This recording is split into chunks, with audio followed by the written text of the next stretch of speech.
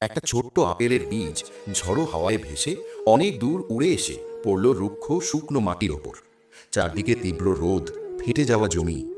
প্রচণ্ড গরমে বীজটা কষ্টে ছটপট করতে লাগলো। ঠিক তখনই আকাশ ছেয়ে এলো এক বিশাল আকারের পাখি। পাখিটা নিচে নেমে সে আলতো করে জল বীজটার ওপর ফেলল। বীজটা যেন হাঁপ ছেড়ে বাঁচল। কয়েকদিন পর শুকনো মাটি খুঁড়ে বেরিয়ে এলো একটুখানি সবুজ অঙ্কুর।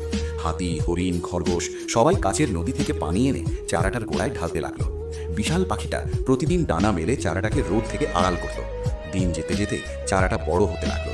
সেই ছোট্ট অঙ্কুর পরিণত হলো এক বিশাল আপেল গাছে। গাছটায় লাল লাল আপেল ধরলো। হঠাৎ একদিন এক মানুষ এলো।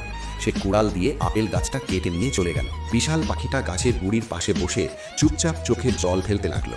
কাটা গাছের গুড়ি থেকে আবার বেরিয়ে এলো একটুখানি সবুজ চারা। পাখিটা সেটা দেখে ডানা মেলে আকাশের দিকে তাকালো। তার চোখের জল এবার পড়ল। কেউ লাইক দিল না, কেউ সাবস্ক্রাইবও করলো না।